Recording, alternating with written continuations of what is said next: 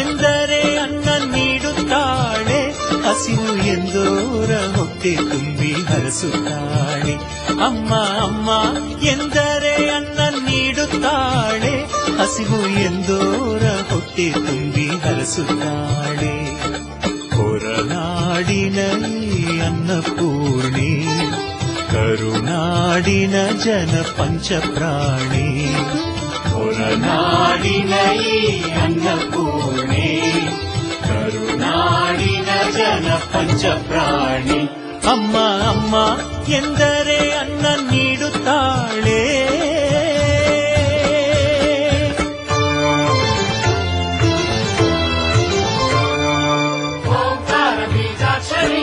ನಮಸ್ಕಾರ ವೀಕ್ಷಕರೇ, ನನ್ನೆಲ್ಲ ಶ್ರೀ ಉದ್ಭವ ಗುರು ಸಿದ್ದೇಶ್ವರ ಸ್ವಾಮಿ ಚಾನೆಲ್ ಎಲ್ಲ ಸಬ್ಸ್ಕ್ರೈಬರ್ಗೂ ಮತ್ತು ಭಕ್ತಾದಿಗಳಿಗೆ ನಮಸ್ಕಾರ. ಈ ದಿನ ಇಲ್ಲಿ ನೀವೇನು ನೋಡ್ತಾ ಇದ್ದೀರಾ, ಶ್ರೀ ಛಾಯಾದೇವಿ ಅವರು ಇಂದು ದಸರಾ ಪ್ರಯುಕ್ತ 5ನೇ ದಿನವಾದ ಪ್ರಯುಕ್ತ ಇವತ್ತು ಲಲಿತಾ ಪಂಚಮಿ ಇದೆ. ಲಲಿತಾ ಪಂಚಮಿ ಪ್ರಯುಕ್ತ ಶ್ರೀ ಛಾಯಾದೇವಿ ಅವರಿಗೆ ಶ್ರೀ ಅನ್ನಪೂರ್ಣೇಶ್ವರಿ ಅಲಂಕಾರ ಮಾಡಿದ್ದೀವಿ. ಪ್ರತಿ ವರ್ಷದಂತೆ ಈ ವರ್ಷವೂ ಅನ್ನಪೂರ್ಣೇಶ್ವರಿ ಅಲಂಕಾರ ಮಾಡಿದ್ದು, ಈ ಅನ್ನಪೂರ್ಣೇಶ್ವರಿ ದೇವಿಯನ್ನು ನೋಡ್ತಾ ಇದ್ದೀರಾ. ಶ್ರೀ ಛಾಯಾದೇವಿಯಾಗಿ ಇಂದು ಶ್ರೀ ಅನ್ನಪೂರ್ಣೇಶ್ವರಿ ರೂಪದಲ್ಲಿ ಎಲ್ಲರಿಗೂ ದರ್ಶನ ಕೊಡ್ತಿದ್ದಾಳೆ.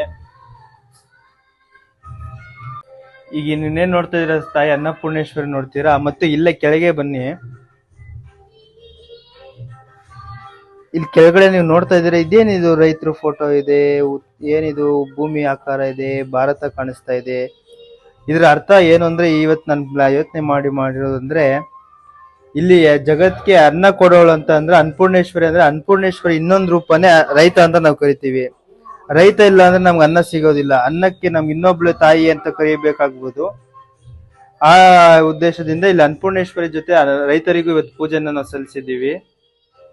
ಇವತ್ತು ಈ ತಾಯಿ ಅನ್ನಪೂರ್ಣೇಶ್ವರಿ ದರ್ಶನ ಮಾಡಿದ್ರಿ. ಮತ್ತೆ ಬನ್ನಿ, ನಿಮ್ಗೆ ಇನ್ನೊಂದು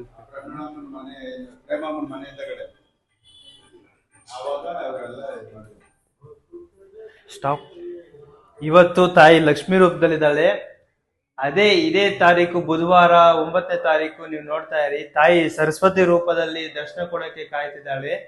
ದಯವಿಟ್ಟು ಎಲ್ಲರೂ 9ನೇ ತಾರೀಕು ಬುಧವಾರ ಈ ಕ್ಷೇತ್ರಕ್ಕೆ ಆಗಮಿಸಿ ತಾಯಿ ಲಕ್ಷ್ಮಿಯನ್ನು ಸರಸ್ವತಿ ರೂಪದಲ್ಲಿ ಬಂದು ಕಣ್ತುಂಬಿಸ್ಕೊಂಡು ದೇವಿ ಆಶೀರ್ವಾದ ಪಡೆಯಬೇಕಾಗಿ ವಿನಂತಿ. ಧನ್ಯವಾದಗಳು. ಎಲ್ಲರಿಗೂ ಶುಭವಾಗಲಿ.